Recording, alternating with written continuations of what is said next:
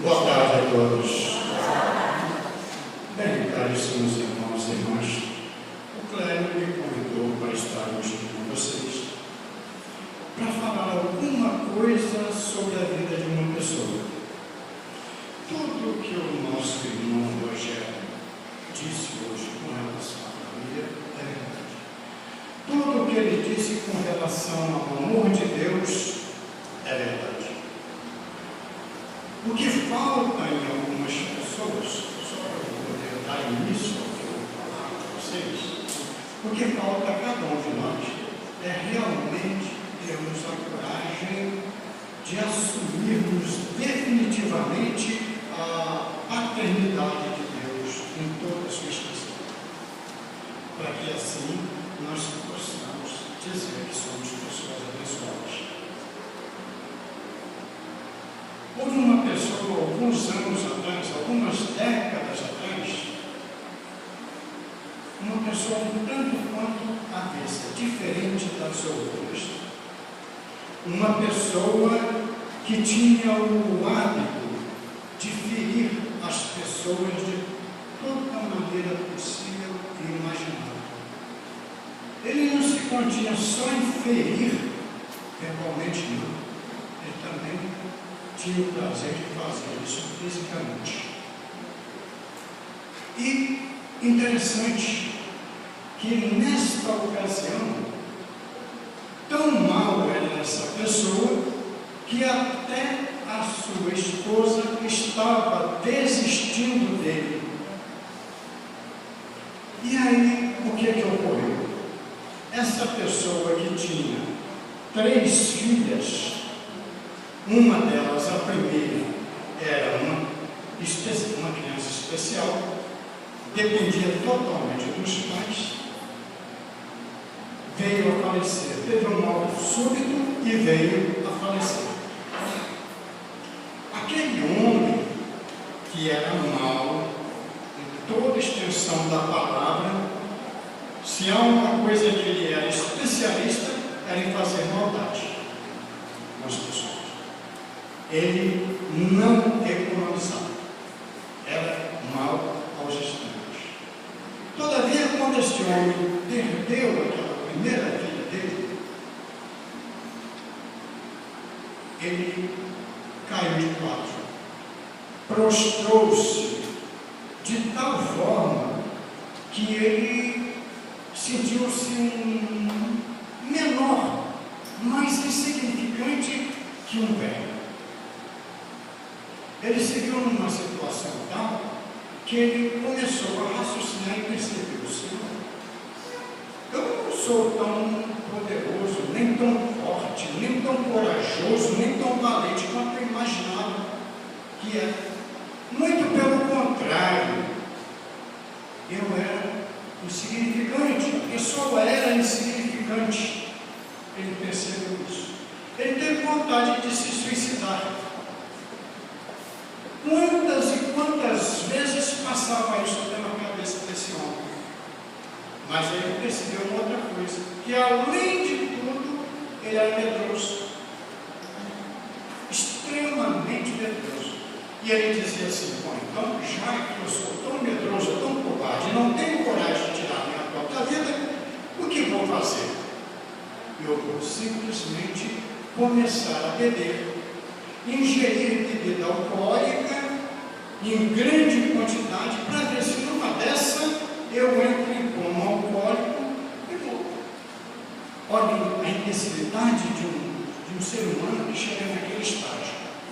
E começou a fazer isso. Ele dizia para a esposa: eu vou dar uma saidinha aí para conversar com amigos. Parava no primeiro bar, mandava descer uma garrafa de bebida destilada, pedia um copo d'água, não aqueles copinhos, copo d'água, e ele esvaziava a garrafa. Saía totalmente embriagado, trôpego, caía pela rua, e quantas vezes essa pessoa era encontrada na rua, todo sujo, e muitas vezes, me desculpe, mas ordenado, encontraram sempre uma ou outra pessoa que pegava aquela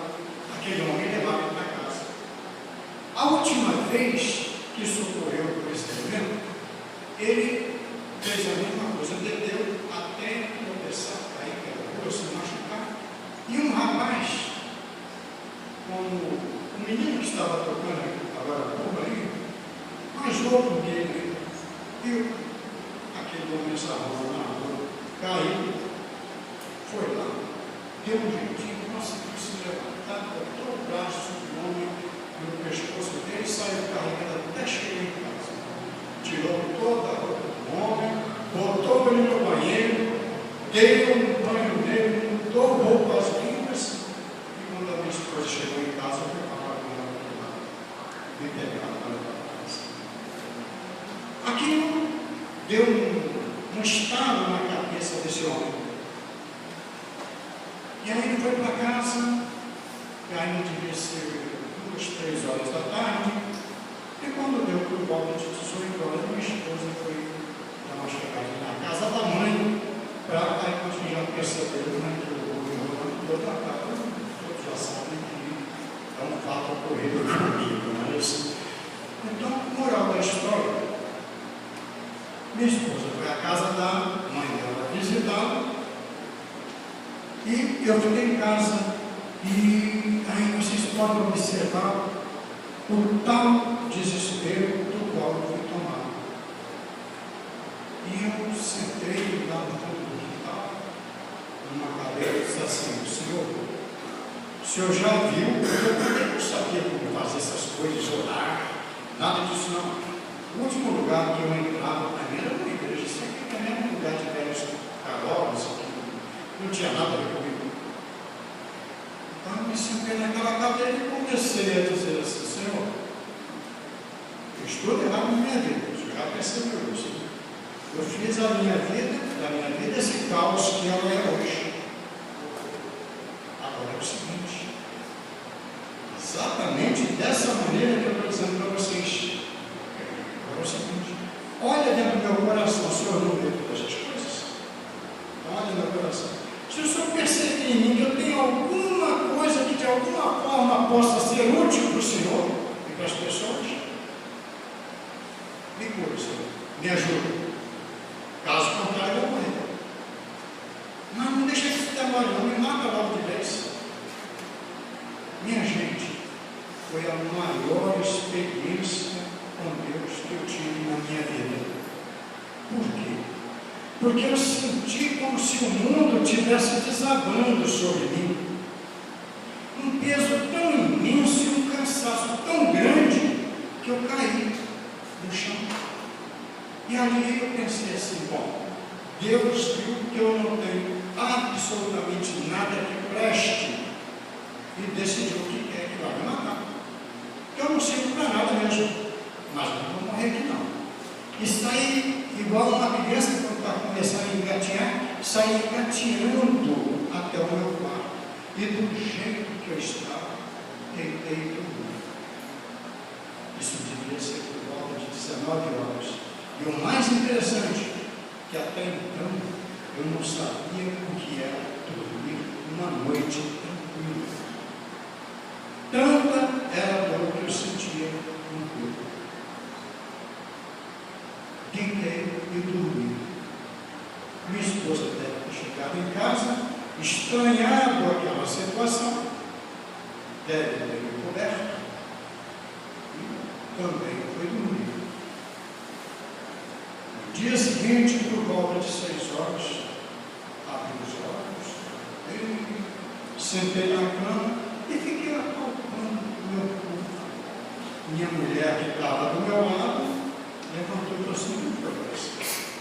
Eu disse assim: sei lá, alguma coisa estranha está acontecendo, que eu não estou sentindo dor. Estranhei. Minha vida era todo dia. Moral da história, meus queridos irmãos. Naquele dia, eu comecei a entender tudo. Qual o projeto de Deus e como eu viria a fazer parte desse projeto. Bem interessante isso aí. Nesse mesmo dia, por volta de 9 horas, 10 horas,